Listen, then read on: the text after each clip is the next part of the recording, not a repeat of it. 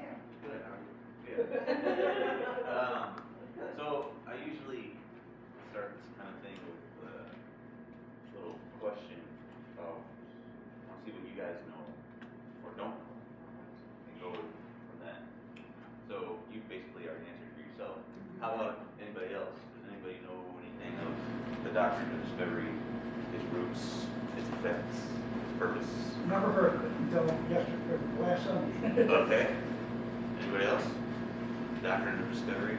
Anything you know? I do, but I mean, not fair. So I'm a pastor. So Okay, so you might have more educated. yeah, and I've read a few books, Okay. and then was a part of the General Synod this summer where it was one of the big topics of discussions.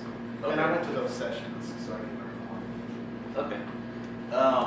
Well, just a little bit about myself, so you know that I have some credentials and I'm not just some guy off the street that I found.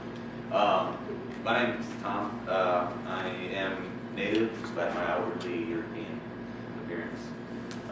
My mom's whole family's from Croatia, so I'm half Croatian, but my dad's side of the family is all mixed up with a bunch of different groups from Northern Western Europe, in addition to African and two different native tribes from here in North America. One of them is Powhatan, who are Pocahontas people.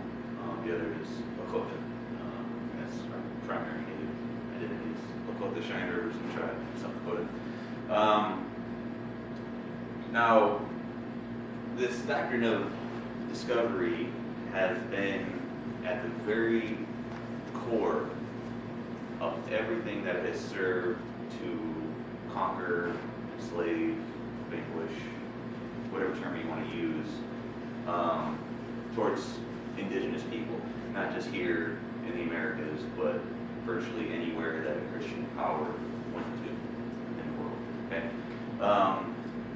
it has its earliest roots in a papal decision, Pope's decision, Nicholas V, that is, way back in 1455. He basically decided that Portugal had the right to go into Africa, conquer its lands, colonize its lands, enslave its peoples for whatever purpose Portugal sees fit, strictly because Africans had not yet been Christianized.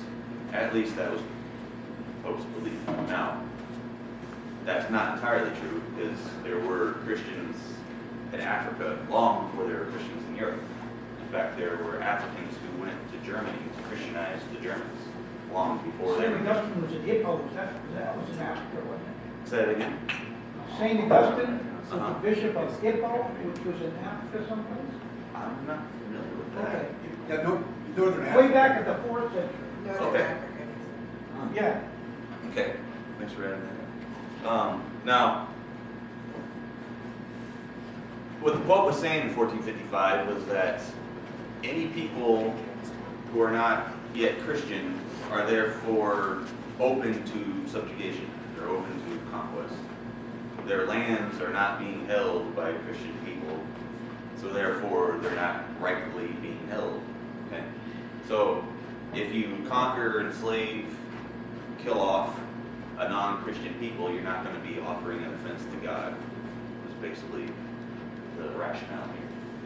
So most people who are familiar with the slave trade or know anything of that history, most people realize that it started with the Portuguese in the 1450s. This was their blessing that they received from the Pope that allowed them to do it. So it begins in Africa. Some 40 years later, Christopher Columbus comes along, starts wreaking havoc here in the Americas. Now, he didn't land in America, the United States, North America. It was all in the Caribbean. He actually never found the continent.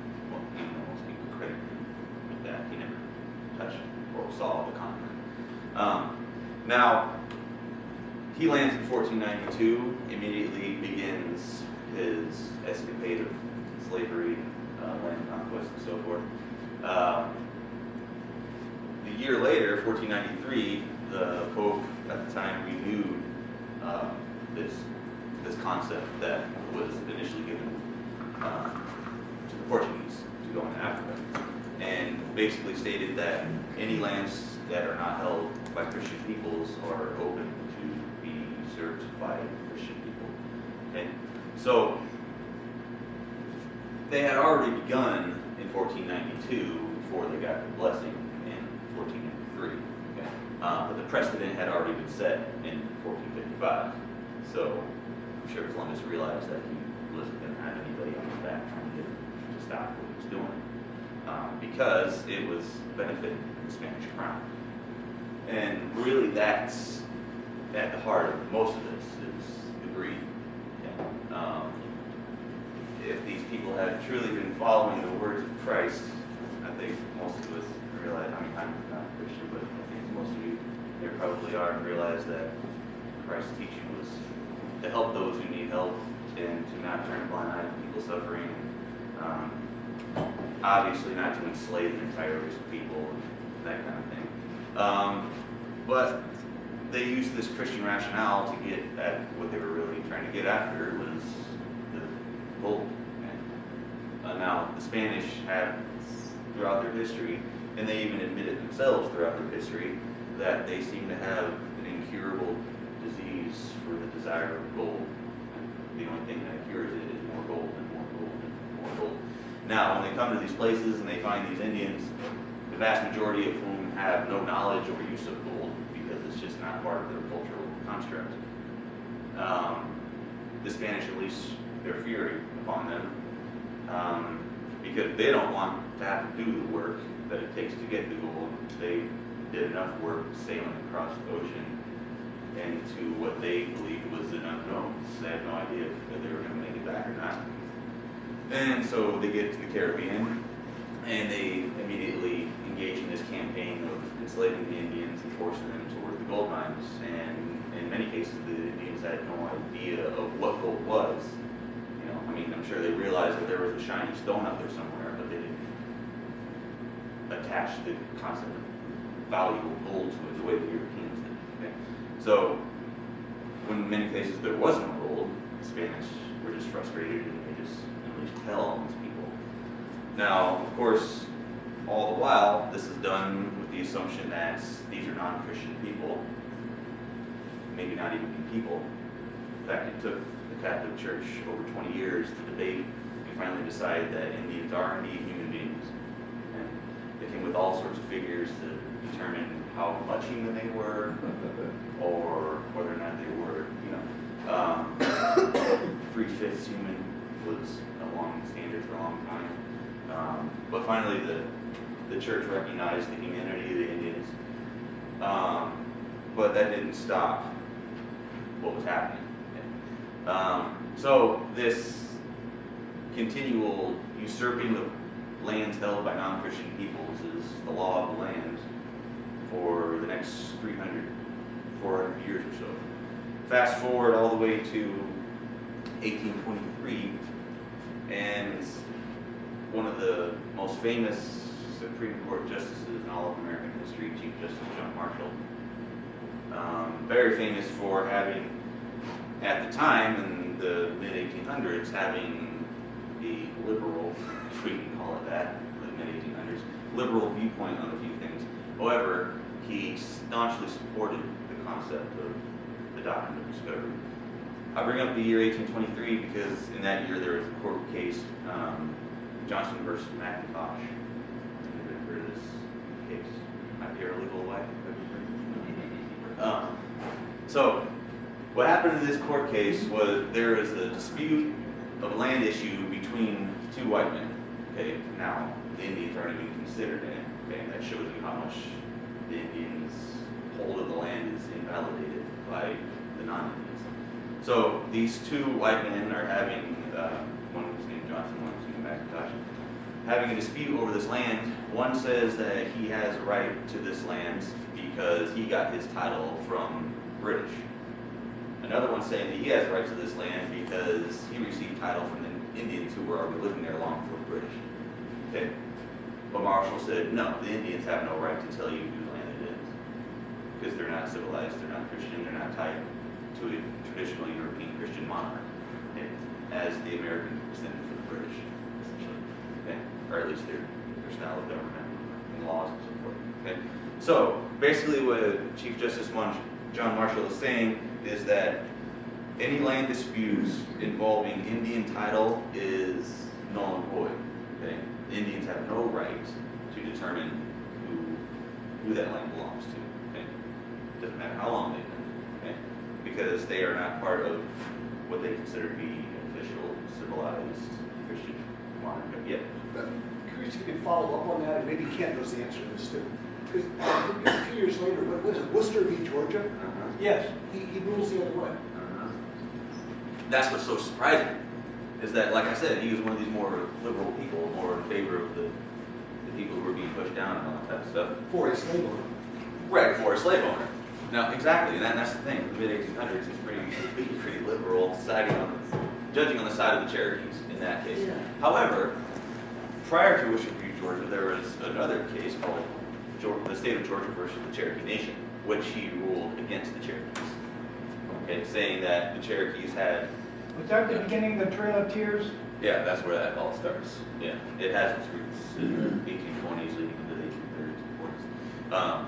But yeah, it's surprising to know that that's the thing about Worcester v. Georgia, is that it kind of surprised everybody, you know, that the Supreme Court would come down on the side of a group of people who most commonly referred to as savages. I think that had to do with one of his other principles, because Worcester v. Georgia was a states' rights case. Right. Uh-huh. And States' rights. And Marshall was a Federalist. Mm-hmm. Yeah. And so I think it had nothing to do with so much the charity towards the Indians as it did to not wanting to grant power to the state of Georgia. Right, and because he said the Cherokee Nation is a sovereign nation, and the state of Georgia has no rights within the borders. So even though almost the entire northern half of Georgia lie within Cherokee country, Chief Justice still decided that the state doesn't have the right to decide what happens in Cherokee country. Only the Cherokee Nation, possibly the federal government. And he wanted to stay with Andrew Jackson. And he was anti-Jackson. And of course, Jackson said, John Marshall made his decision, let him enforce it, meaning I control the army, he does not, I'll do whatever the hell I want, make him deal with it. Okay? So, the only president in United States history to openly defy the United States Supreme Court. And not only was he not impeached, but he was reelected, and his popularity soared because he promised to get rid of all the Indians in the East, and that's precisely what he did. So, and he's the only president in our history to completely absolve the national debt. Okay? So, he's on our $20 bill, yay for him. He also killed 25,000 Indians through this Trail of Tears, okay? Indian Removal Act. So, yeah. Was that just Cherokee or 25,000? That's the totality of the southeastern Indians. Okay. The Cherokees suffered about, during the Trail of Tears specifically, during that few months that took, they lost about 4,000 people. So they lost a full quarter of their On population. the journey, right? On the journey. Yeah. And after they got there, hundreds more died because of disease and inability to adapt to the new climate and so forth. So there you have it.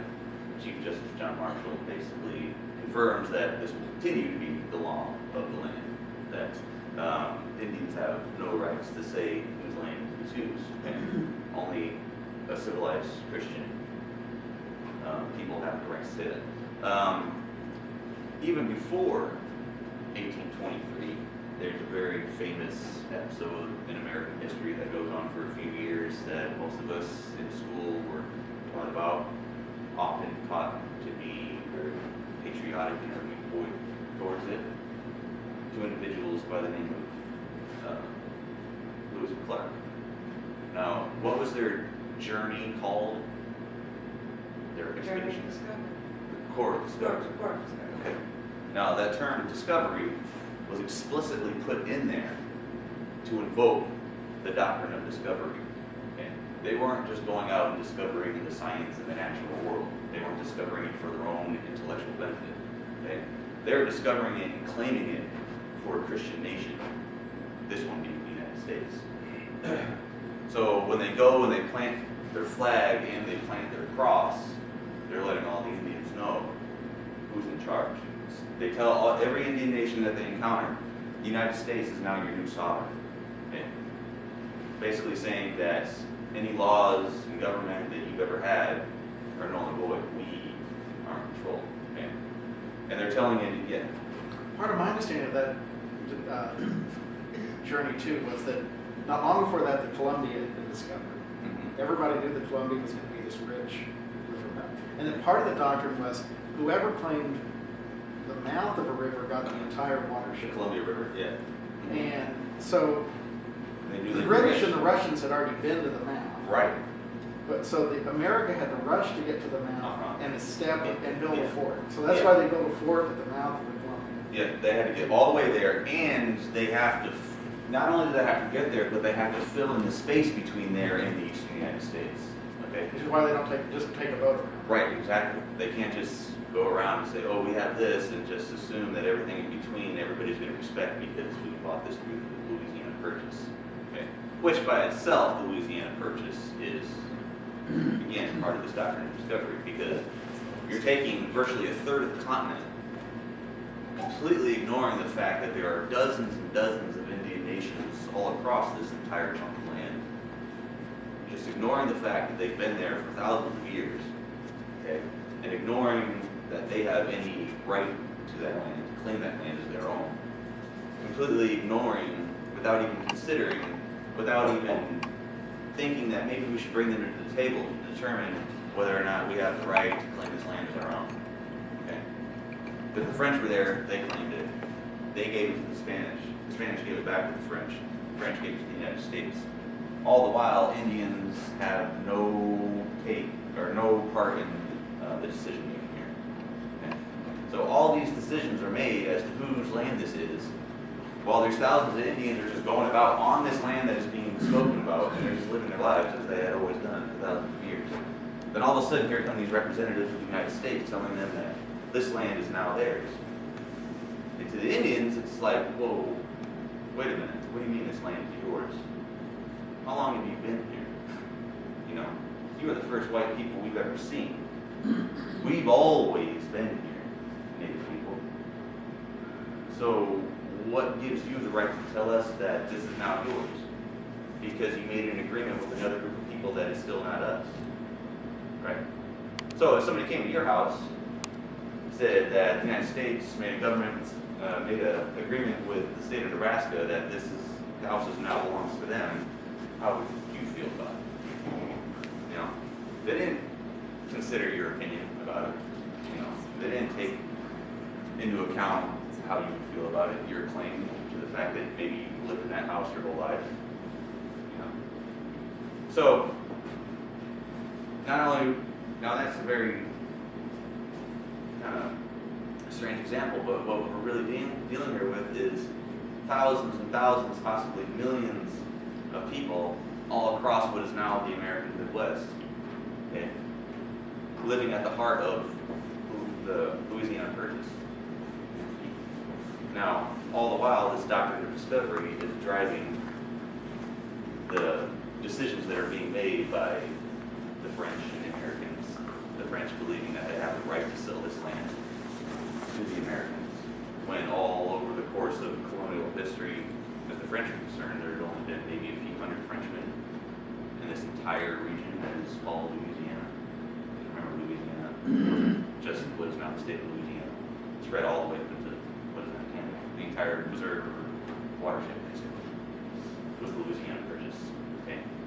Now, like I said, there's been people living there for thousands of years, and then these newcomers come along and say, we claim this. Basically ignoring, throwing away the idea that these other people maybe have a claim to this land, considering that they've always been there. Okay. Now, so as Lewis and Clark go through this area that was then called Louisiana, they tell every nation that they come to, as I mentioned, that the United States is now their new sovereign. Any dealings that they have with any other nation, being Britain, France, Spain, Russians, Swedes, Dutch, any of the other colonizing powers in North America at the time, they are from this point on to forever cease trade that they are from now on only to trade and do business with the United States. Okay? So, again, they're coming in, telling all these people who have always run their own affairs, they've always had the independence and freedom to know that they can decide for themselves who they deal with. They don't have anybody telling them who they can deal with. They don't have a tradition of somebody telling them their decisions for them. Okay? These people have true freedom. You know, Americans today should talk about freedom, like they know what it is, but they don't. Now Jefferson authorized Lewis and Clark, right? Yeah. Was there some explicit policy, either executive order or law of Congress that told them to do all this stuff that backed up the Doctrine of Discovery? Jefferson. It was the executive order. Okay. Yeah. It was all Jefferson's concoction, basically. Was that he wants them to go out there and make these Indian nations not only discover the lay of the land and the flora and fauna and discover, you know, the physical existence of the land and its wildlife and so forth, but also to document the Indian nations, who they are, where they live, and so forth, but also make it explicitly clear to them that the United States is now in charge. Okay.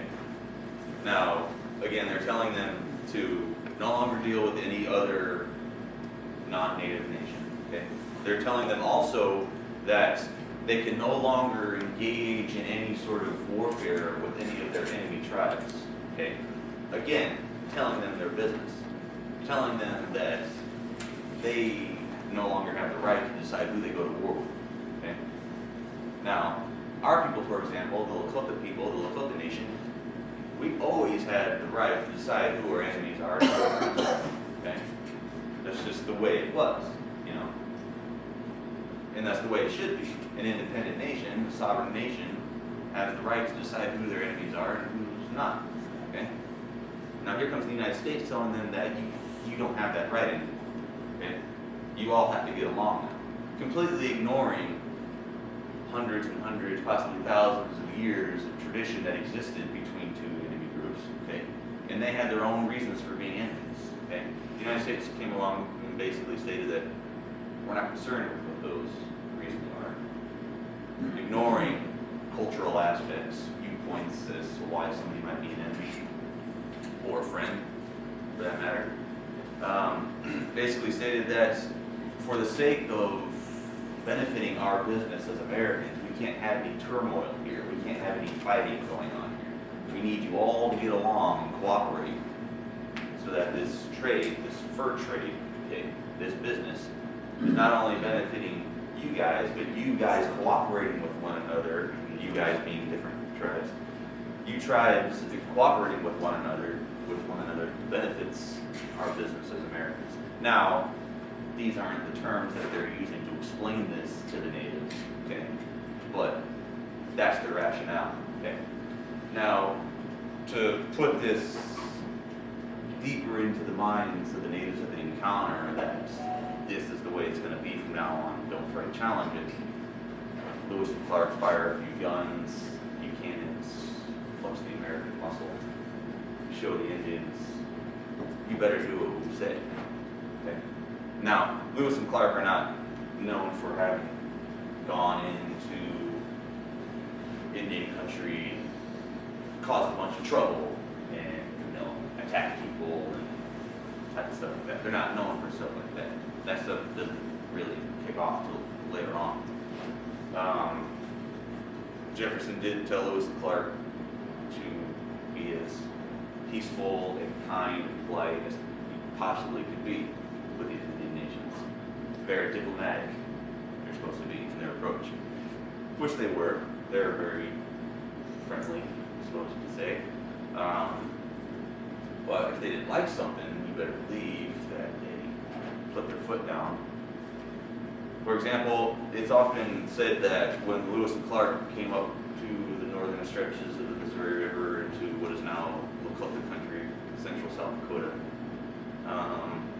their first encounter with a group of Lakota didn't go the way they wanted it to, okay? So they get into this village and they meet with the village chief, the man And as they're meeting, they turn around and notice that their boat there, that's right there on the bank of the river, is being unloaded by some of these young Lakota guys.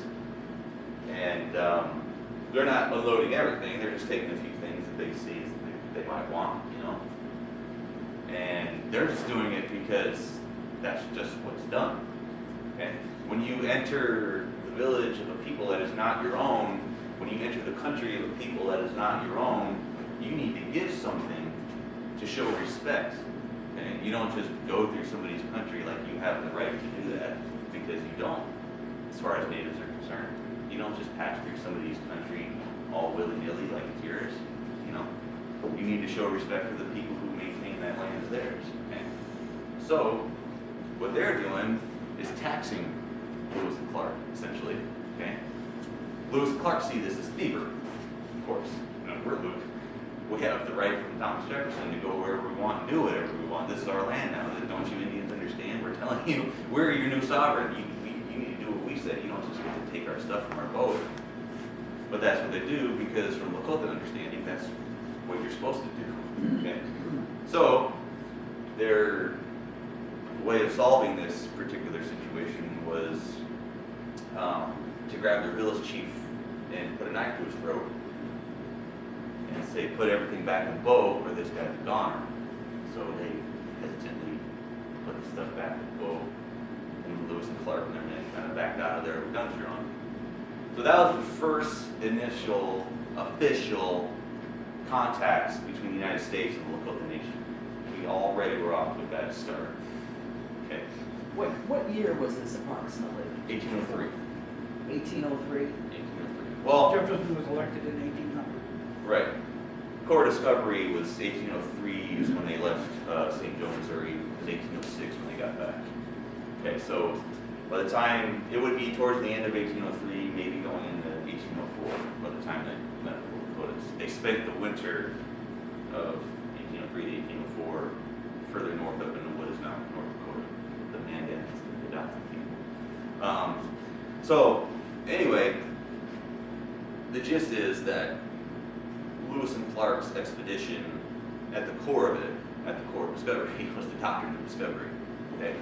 So, and again, that term discovery was put in there for the express purpose to invoke the concept of the Doctrine of Discovery. Okay? Now, those of you who know anything about Native history know that this trend continues, where natives are continually pushed off their lands, killed, enslaved, all sorts of horrendous things that you can imagine, all based on the notion that they are not civilized enough to manage their own affairs, even though they had done so for thousands of years, long before the United States was ever a dream in somebody's head. Okay? So, they don't take into account the evidence that these people were living their own lives for a very long time, and they were doing just fine on their own. But now I'm saying that it's just fine because I know that it was. Okay? But to white Christians at the time, living that way was not fine. Okay? Living like a savage, living without the light of the gospel, all that kind of stuff was not okay. So they had to do better than. I maybe this is a romanticized version, but I have thought that Native Americans didn't believe in ownership of land, that they thought the land was Mother Earth and that they lived on it, but they didn't possess it. Is that part of this problem, or does that yeah, it's part of it. Yeah, because to the non-natives, it was if you don't continually occupy the land and improve upon it, then you don't rightfully own it. You just live there. You're a squatter, basically. Yeah. But then there was some hypocrisy, because that was one of the core, my understanding of the doctrine was that, oh, these people aren't settled on the land. But then they get to places like the Willamette Valley, where it is a settled pastoral culture with a complex economy that had tolls, for going up and down the river and stuff like that. So they had close to European ideas of land possession. But then when they didn't count, then it didn't matter, It's still They still weren't Christian. What Yeah. we're describing is really the same as colonialism in Europe, isn't it? Yeah. Oh, that's 100%. Yeah, they It's went to Africa, colonialism they and went to imperialism. India, even India, which had, you know, Yeah. Oh, yeah. It's the same story everywhere in the world. yeah. North America, South America, Africa, India, Australia, Southeast Asia. Everywhere that a Christian monarch power encounters, this same concept is enforced upon the indigenous people that already live there. So the concept of heaven or hell didn't really exist often to these people because they weren't Christian, they didn't know what that was. But they did live through a bit of hell once this concept was brought to them in their lives. Yeah, May I be perverse? absolutely. Thank you, sir. I encourage it. I encourage It's one of it. my favorite things. Go for it. No, my perverse question was, Uh-huh. would all this have unfolded exactly the same way without the Doctrine of Discovery? I mean, more powerful people rolling in and dominating whoever is there is not a story human. that's invented in It's 1450. plain old conquest. It's plain old Yeah. conquest. Yeah, And it's there'd be human. people who would argue that the British really got rolling. Their template for what they did in North America was what they did to the Irish, Mhm. who are Catholic. Right. So it's not, you can separate Christianity both before, for centuries, and even when you're on the verge of I think colonization. they're gonna do it no matter what. This was just their excuse. This was just their rationale. Well, and the sad thing is that then it got embedded in Christian theology. Yeah. And one of the great puzzles is it was a doctrine invented by a pope on the eve of the Reformation, and yet Protestants actively embraced the doctrine. Well, go therefore and make disciples of all nations. You know, it's sort of, well, have you seen, there are pictures of Columbus from the era of Columbus landing in the New World, carrying the baby Jesus. He's referred to as the Christ bearer. Yeah. That's what the word Christopher means. Christoval, Christ bearer. That's what the word. That's the name Christopher means, bearer of Christ. So yeah. He definitely brought the light of the Holy Gospel to these people, or at least that's what some people try to believe. But in reality, the situation on the ground was not very light at all. It was dark and hideous and twisted. And if we can get into some details. I don't know if I want to make you throw up though. The classic example of colonialism is missionaries, merchants, military. It looks like we skipped a couple steps here. We went straight with the military as the first encounter. Yeah, colonialism by definition is the partial or full occupation of another people's land, exploiting its resources and occupying it with new settlers. Okay, that's precisely what's happened here. Okay, so these millions of indigenous people all across North America had no concept of Christianity or no concept of what these quote-unquote civilized newcomers believed to be a civilization. So the idea that, to get back to your question about whether or not natives believe in owning the land, okay? The land owns them, okay? And I believe that's true no matter who you are, okay? You don't exist without this planet, okay? It just doesn't work. You can't exist without being here. So, to natives, it wasn't the idea that this is our land, like we own this and nobody has a right to be here. This is our land because this is the land that gave birth to us. Okay, this is the piece of land that takes care of Mother us. Earth? Right. This is the piece of land that birthed us. This is our mother. So we have the right to protect it. We have the right to maintain it. We have the right to make sure its wildlife, its waterways, its it's all of it that, as pristine as it was at the time of its creation, we have the right and the obligation to protect that sanctity. Okay? So here come these newcomers with no concept of the idea that the earth is sacred. We're supposed to take dominion over the earth. Right, exactly. And that the earth is yours to do whatever you want with, essentially was their belief. Because of their unfounded notion that they were far more civilized. Now, if they were as civilized as they believed themselves to be, they would have recognized that the Indians had a good thing going on. So it's like they had an advancement in style of living and technology and government and so forth, but they were very far behind compared to the Indians when it comes to spiritual thought and believing that we should all take care of these things as humble servants of the earth. Okay. So Indians didn't believe in land ownership the way that non-natives did, in the sense that this is my plot of land, you stay off it, I can fence it off, and I can own it just like I own a pair of clothing. Okay. It's not the same concept.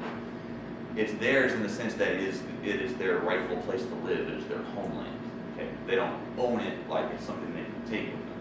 Okay, so they're But nobody owns it.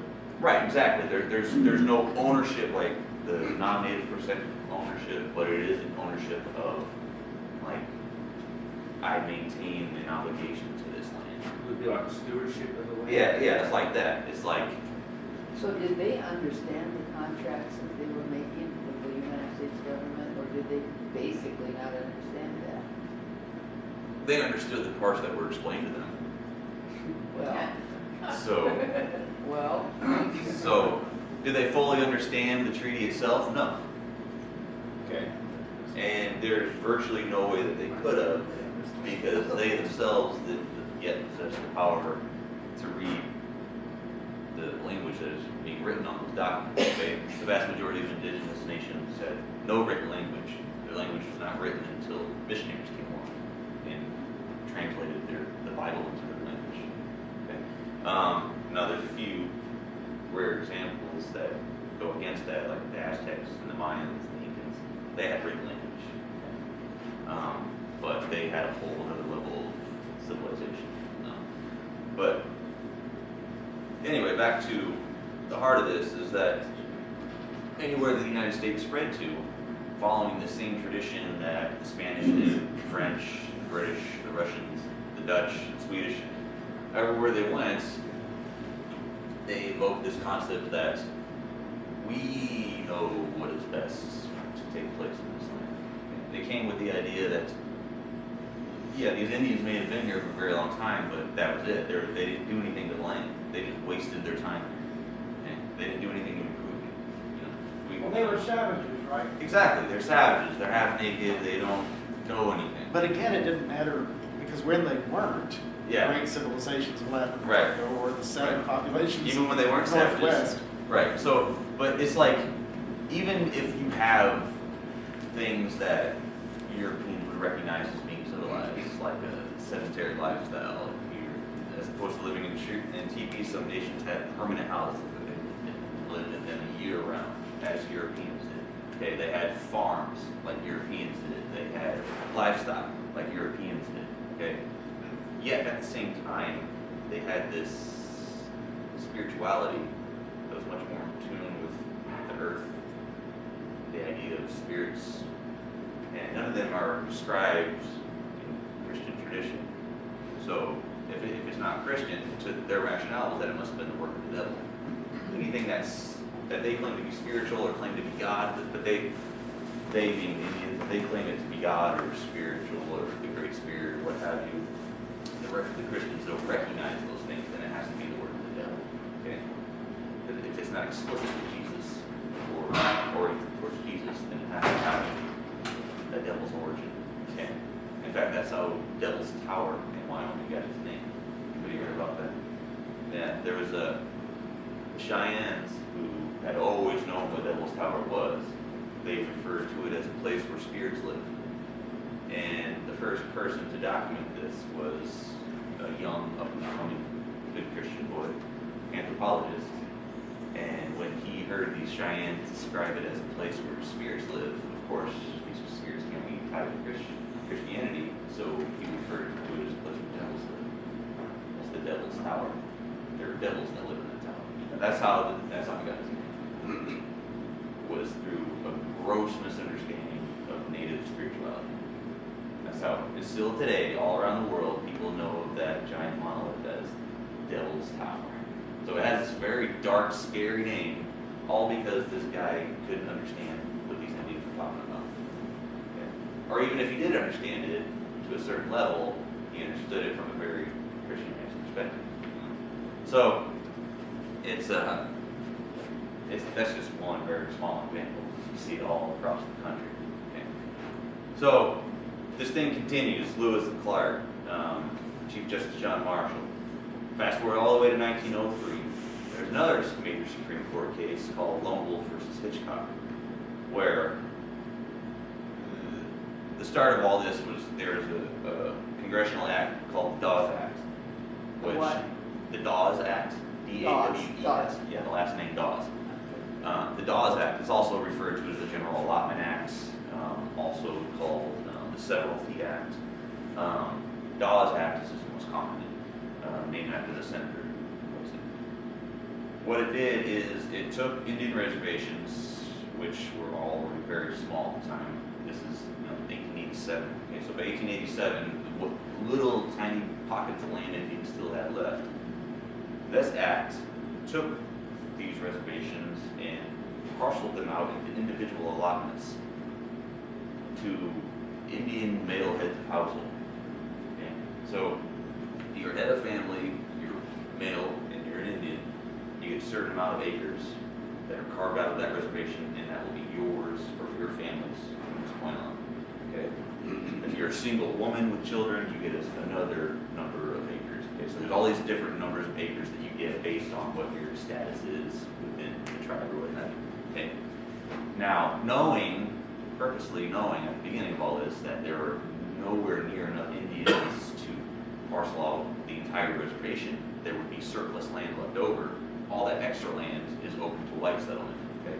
So today, if you look at a map of Indian reservations, they're often showed as very solid blocks of, you have these determined boundaries of what a reservation is. But if you look at a real map that shows who owns what land, you can look at a map of a reservation and see these blocks all over, Indian, non-Indian, Indian, non-Indian, Indian, non, all within the borders of the reservation. We call that checkerboard reservation. Okay? There's not a single reservation in the country that doesn't have this. So you could be thinking that you're on an Indian reservation, but you're actually on white land. And you can be going back, you can drive across the res, okay? And you can be going on and off white Indian land, back and forth. Now you can realize it, okay? Unless you notice, if it's more developed, more substantial Those house. type of houses on it. Yeah, exactly. If it's more substantial, well-worked farm, somebody has a nice truck in the driveway, chances are it's a white guy's land. 2 miles away, somebody's living in a shack with no running water, chances are that's an Indian land. Okay? So, the way it unfolds on the ground is very clear that it was specifically designed to further impoverish Indians, and it attacked the communal concept of land ownership. Okay, that this land, like I said, it's not owned. Okay, as an individual, I don't own it, but my people own this land. Okay, this is the land of my nation. Okay, local the nation. This is their land. Okay, so it attacked the idea that all this land is held in common by a people. Okay, so they forced the concept on individual Indians that this is your land. Okay, and this is another Indian's land, and this is another Indian's land. But all this land together isn't the entire nation's land anymore. Okay, so it was specifically designed to erode the tribal concept of how land should be held by a people in common. And Was there any consideration in the Dawes Act to, for instance, Eastern Indian tribes might well have arable land that could support people with 10 acres, say, versus the Badlands in South Dakota, where if you had 1,000 acres, you'd have a tough time making a living. right, yeah, they try to take that into consideration. However, in the East, it didn't really apply because the vast majority of Indians east of the Mississippi had already been vanquished. Okay? If you look at a map, yeah, it almost didn't even matter at that point. And again, if you look at a map of Indian reservations, you'll see that virtually, I'd say over 95% of them are west of the Mississippi River. Okay? Almost all the Indians east of that were forcibly relocated. Okay? So there's only a handful of reservations dotted across the eastern part of the United States. Well, for instance, the Tema Indians, they're sitting on great Iowa farm ground. Did they get smaller chunks of land than out west? I don't know about them specifically, but the number was the same though. Like if you're an Indian male head of household, it didn't matter which reservation you were on. on or where it is. If the Dawes Act applies, then that's going to be the rule. Now, there's a few places where it didn't apply right off the bat. In South Dakota, you mentioned Badlands. In South Dakota, for example, that it didn't apply until 2 years later because this was a whole another hairy situation, and the Lakota were much more difficult to deal with because we're much more staunch and resistant to everything. Yeah. How does that fit with the tribal rights where people, like what they have a prosperous gambling organization like somewhere up in New England, people are scrambling to prove they have tribal rights. What's the difference between tribal rights and the land part? You mean as far as like what the rights that a tribe has on their I don't know reservation? what, it's a question, but I know that one tribe where they had just a very few remaining people that were using DNA to prove, and they had this very prosperous gambling thing going back somewhere in New England, I think. Yeah, well, the thing with gambling in Indian casinos and all that type of thing is that you mentioned the ones back east that are very profitable and they only have a few hundred members. That's precisely why, because they only have a few hundred members. They only have that few hundred people to distribute all that millions of dollars or billions for that matter. Okay, now if you have a tribe of tens of thousands of people, and say it's out in South Dakota, where there's not a huge population base as there is on the East Coast, and the only people that are going to be coming to that casino are the people who happen to be passing through a flyover state like South Dakota, then you're not going to be getting the type of revenue that people do back east. So you have much less money coming in, and you have a whole lot more people to distribute that smaller amount of money to. So the poverty. But, and like the Navajos or some of those tribes, don't they have businesses? Yeah. Yeah, I guess, is there a political tribal organization that's different than owning the land? That's what I'm trying to understand. Well, the land ownership thing is, a lot of people think that when a tribe resides upon a reservation, that means that that reservation land is owned by that tribe. But that's not the case. Every Indian reservation, by definition, is not an Indian reservation unless the federal government owns it. That's federal land. The government owns that land in trust for the tribe. Trust. We're supposed to trust it, right? So, Pine Ridge, South Dakota, for example, Pine Ridge Indian Reservation. All that land, we often refer to it as Indian land, but it's actually owned by the federal government. Now, the tribe has jurisdiction if there is a crime committed Indian against Indian. There's Indian law. Right. But if there's a non-Indian involved, then the tribe has no right whatsoever. Okay. Again, it speaks to the idea that we really do not have sovereignty. Okay. They say that we do. They say that we're a sovereign, independent nation, as we had always been. But that's not the way it actually works. Okay. So if we had the right as an independent sovereign nation, then we would be able to try a white man for murdering an Indian, but we don't have that right. Today, as a white man, you could go to any Indian reservation and murder an Indian, and if the Fed doesn't get back to it, which 70% of the time they don't, you're just going to get away with it. So the raping of Indian women by white men is a huge problem. Yeah. Still, today, in 2014, Indian women who are raped out in Indian country on the reservation by a white man, they have virtually no rights. They have no one to go to protect them. Okay? Now, they could call the Fed. The FBI is the only people that have jurisdiction in Indian country when it's Indian and non-Indian.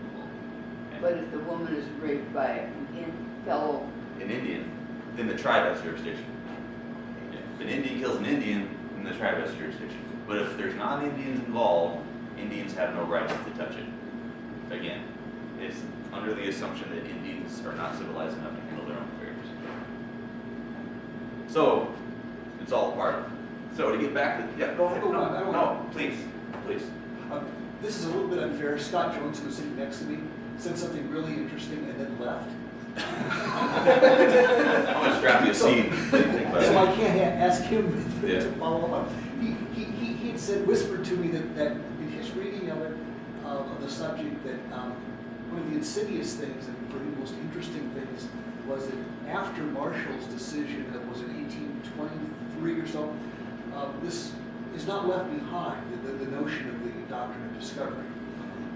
That is a specific legal concept and keeps getting specifically embraced in subsequent decisions and written into American law.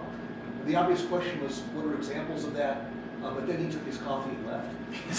Yeah. Are there 20th century examples of, not just unequal treatment, which I Yeah. certainly understand, but of the doctrine itself Yeah. being embraced equally? Absolutely. Actually, just recently, like 1990, it was explicitly referred to in a court case against, I don't remember what tribe it was. It was up in Washington State, I think, a fishing rights tribe. And tribes who have fishing rights, they have huge issues with the local non-natives because the whites feel that, I should be able to catch as many fish as I want to as well, but the Indians have special rights. But that was part, that I don't remember exactly what the details of the case were, but I remember in my reading that the Doctrine of Discovery was brought up as a rationale for not allowing Indians to control their own affairs. Are you saying that the federal government uses this doctrine? Absolutely. But that goes against the separation of church and state? Absolutely. Yeah. That's America. We do one thing, we say another. You know, we built this country off slavery and genocide. But we're the beacon of truth and freedom and justice in the world somehow. So again, it's America's lack of ability or maybe lack of willingness to get in touch with the subconscious self. You know what I mean? Which is a lot more murderous than people are willing to acknowledge. So, I mentioned this Dawes Act, okay? And I mentioned that South Dakota was exempt from it because of certain particulars surrounding Lakota history. Oklahoma was also the big thing concerning the Dawes Act because Oklahoma was exempt from it for a long time. Oklahoma had a long history of being, quote, different from the rest of the country because of its history of existing as an Indian territory and then being forced into statehood against the will of the Indians. And then it being overrun by non-Indians, even though the entire land that is now the state of Oklahoma was Sooners. continuous giant Indian reservation, essentially. Yeah, the Sooners. They jumped the gun. Yeah. And I don't mean to interrupt. Go ahead and No, finish your. please. Please. I was thinking about the type of justice that is administered in a reservation. If an Indian murders another Indian, what generally tends to happen then? Do you see a difference between a murder in white territory, white to white? And, Does Indian law involve capital punishment? yeah. I'm not certain that the death penalty is practiced by the Indian tribes. I wouldn't be surprised because pretty much any Indian tribal government is just as corrupt as the one they model themselves after. So, which is a suspected result. But as far as the investigation is handled, it's just the same as anywhere else. Police work is police work. But I guess I was, wondering more if Native Americans would tend more to seek a solution by maybe, trying to rehabilitate that person who had committed the murder. I would hope so, but I wouldn't bet on it. Yeah. Okay, I think back to the video we shared of the kid that was on drugs, and it wasn't done in a legal way. It was done in a spiritual way. I remember they had a special Sundance for him in the winter, Yeah. which was unusual. We talked about that. Yeah. And to help him get over his drug problem, get back to the spiritual self that he should be following. Yeah, there's definitely things in place where, now I don't know if that's as systematic as No, we would want it but to there be. are ways to. Yeah, there are ways, but there's nothing as part of the legal system or anything like that that's planned to provide that. But you Things are kind of have to handled- depend on your well, family. things are often handled in the community. Right. Yeah. And much differently than interventions and things that we see Right. in white communities. Yeah, so it wouldn't be necessarily anything like on an official level, but it would just be something that people would do. You know, like family members and community members would do something to help the individual. How do they deal with Indian on Indian rape of girls? Because I think that's fairly high. Oh, yeah. How do they deal with that? Do women have equal rights to men, or is it pretty much still a masculine-oriented society? Within the tribe, no, they have the same rights. Yeah, they have the same rights as a woman and a man have the same rights. And again, it depends on the tribe, because every tribe has their own constitution and so forth, but the vast majority of them are almost mirrored to the United States. Okay, so in almost every circumstance, or at least the way it's supposed to be, even in our civilized American society, most women are still not treated the same way that they should be. But on paper, they have the same rights. I think that's kind of interesting because the American government was influenced greatly by the former government. What was it, the Iroquois? Yep. Yeah, Iroquois. Benjamin Franklin was enamored with the way the Iroquois Yeah. had their government set up. Yeah. The Albany Climate Union was based on Yeah, the concept of independent bodies yet unified under the same banner, that all came from Indians. Yeah, definitely. So, Indians are at the heart of everything that has ever happened in this country, yet we're so written out of the history books that people don't even think of us as the living, breathing people today, you know, these dinosaur relics from the past. And there's a lot of reasons why most people don't know anything about Indians, and most of it has to do with it's too ugly of a story to tell you. You know, but the truth is, you can't really say a whole lot of it about Indians and their story in this country until you go down a road that gets really dark, ugly, and terrifying. If you want to read a real scary horror book, read an accurate history book. Forget about Stephen King. You know, read a book that tells some real, true history. We're talking about 12 million people eradicated by the United States. Okay? That's 1 million more people than the Nazis managed to get rid of. Okay? So, what takes place here among natives is genocide. What happens to natives here is genocide. Yeah.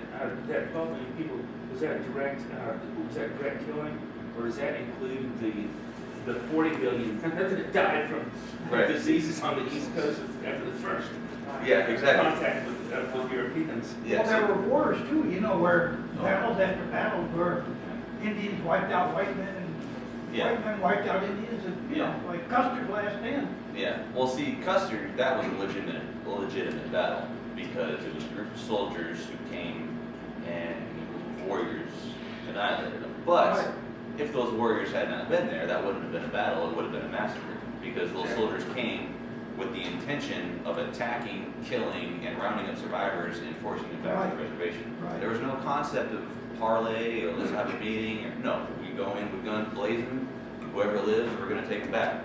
But dummy Custer wouldn't pay attention to the scouts and he got wiped out. So that happened. A lot of tribes came together. Oh yeah, there's 3 different nations that came together for that. But when we talk about Indian wars, really what we're talking about is genocidal campaigns. We're not talking about legitimate wars. You know, a battle is where 2 groups of armed men, or women for that matter, meet each other legitimately in the field of combat. Okay? It's not a battle when you attack a sleeping village and murder as many people as you can possibly find while they're still asleep, because if they don't get up, then they're going to fight it. Okay? So, we're about out? Okay. So, I just want to round up real quick with this, what I mentioned about Lone Wolf versus Hitchcock. Okay, this was the 1903 Supreme Court case that came up because of the situation in Oklahoma when they were trying to enforce the Dawes Acts.